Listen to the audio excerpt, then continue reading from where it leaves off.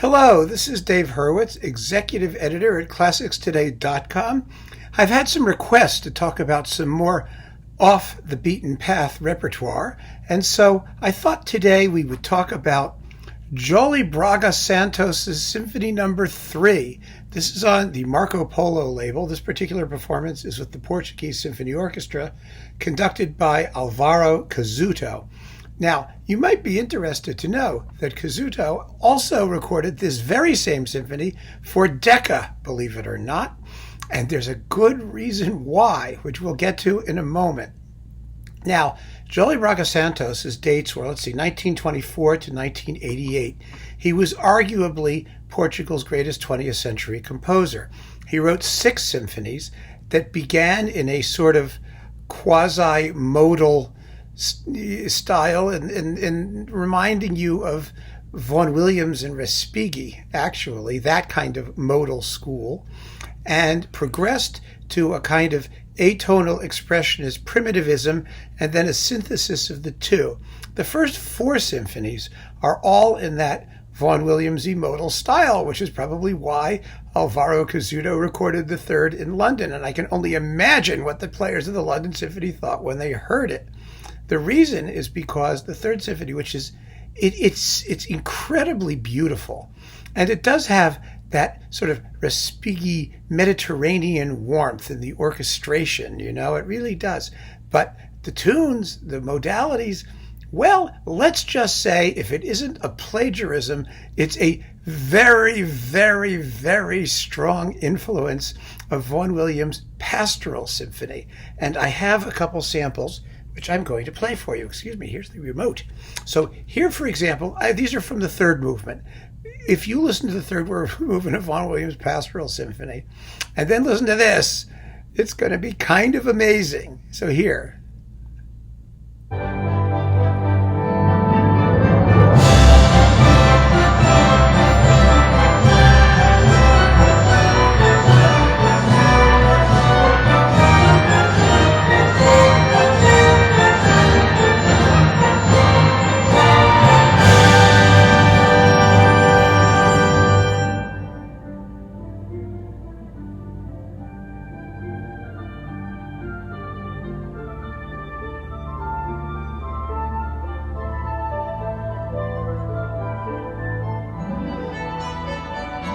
Okay, get it? But then it gets even better. I've created a mashup that puts together this trio section with the trio section of the Vaughan Williams Pastoral Symphony. You know the Pastoral Symphony, it goes, da pa dum pa da da da da da da da da da da da da. Never mind, I can't do it. But just check this out. See where you can tell where Vaughan Williams ends and Mr. Braga Santos begins.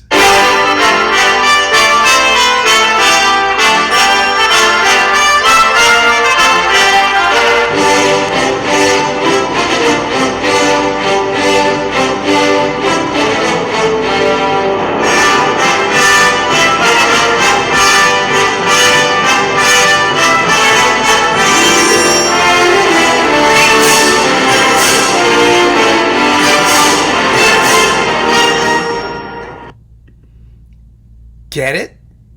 Pretty amazing, isn't it? I mean, I didn't do anything. I didn't change keys. I didn't do anything. These were the Naxos recordings, by the way, in Marco Polo. It's a phenomenon. It really is. I mean, it's just writing in that style and in that key and with that orchestration. Anyway, the whole symphony, I don't mean to take anything away from Braga Santos. The whole symphony is incredibly beautiful. And you can bet that Vaughan Williams wasn't all that well known in Portugal. So he was on safe ground. And his later music becomes highly original and a lot more challenging to listen to. I would not, by the way, recommend the sixth that comes with this in the same way. It's a choral vocal symphony. It's only 25 minutes long. It's in his late, much gnarlier style, and it's all sort of about the sea, which of course is a big deal in Portugal, and fishing. So, but it comes with it, and you'll be able to put up with it if you need to. But the third symphony is really quite special because we all love Vaughan Williams' Pastoral Symphony, and we all wish there were more of it, don't we? Because he wrote like the gnarly, nasty fourth after that, the vicious between the wars, hostile Godzilla music that's in the Fourth Symphony. But the Pastoral Symphony seemed to be sui generis. Well, tell that to Joly, Braga, Santos. He actually wrote a lot of very, very good music. I mean, there's more. His Divertimento No. 1 is gorgeous. His variations on. He wrote a set of orchestral variations that are absolutely stunning. There's the ballet Crossroads. It's all been recorded by Marco Polo, by the way, and it's just wonderful. And there's something else here that I just want to throw out there that really always interests me. The Portuguese were a little bit behind the rest of Europe and the rest of the world when it came to having the sort of romantic nationalist revival. And it's great composers. It really was a 20th century phenomenon because Portuguese culture was overwhelmed basically by that of Spain and Italy and everywhere else in Europe. It's a small country. And so its romantic awakening came later. And so the styles that inspired it were more recent. And for example, Fritas Branco, who was Braga Santos's elder contemporary, these Portuguese names, they're all double names and they're all either Freitas or Santos or something, anyway. But Fritas Branco wrote a bunch of symphonies too, some of which we'll talk about at some point. And he took sort of Franck as his model, the Franck Dandy school in France, because France was sort of the major musical influence on Portugal in that period. So one of the things that really kind of amazes me about that is it reminds me particularly that music history is winner's history. It's written by the people who don't pay any attention to the true history. The true history, of course, of music is what everybody is doing, everyone in the world. And the history of serious music is what all the serious music composers in the world were doing. But that's not what we hear. What we hear is you go from, the German symphonists to the French impressionists and Wagner, and then from Wagner to chromaticism and the atonalists, and then from the atonalists to the super duper extra atonalists, and then everyone ignores them and now it's tonal again. But the fact of the matter is that if you really took a survey of what all the composers were doing in all the various countries, irrespective of how advanced they were, because those are all value judgments, whether someone's advanced or not advanced or good or bad or indifferent, just what they did and the style in which they did it. If that was your criterion, then the entire atonal, serial, chromatic period probably would just be a blip, because the vast majority of composers continue to write tonal music along some lines, tonal, modal, something. And Braga Santos clearly was one of them. And then he, of course, went through his own evolution and arrived at his later style, taking advantage of modern advances in the compositional technique of composers of his own time. But the fact of the matter is that that's not what really music history really is it? That's music history written according to what some few people think is important that we know about a selection of things that were being done. It's not what was actually being done.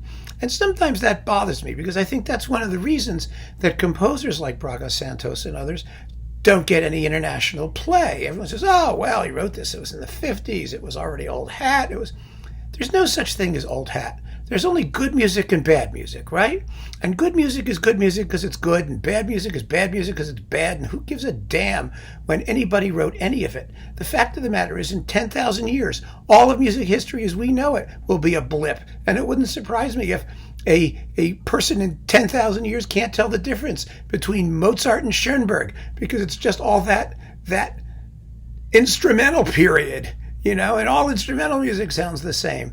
It all depends on your frame of reference and the context. And so I think we need to give music like this a chance to make its impact, and to also to be legitimate, to just be what it is, and to enjoy it for what it is, and not worry about any of the historical afflatus that surrounds who did what, when, and why, So once again, Joly, Braga, Santos, 6 symphonies and a lot of other orchestral music on Naxos and Marco Polo. Do sample it and give this third symphony a shot. Thank you. Thank you very much, and keep on listening.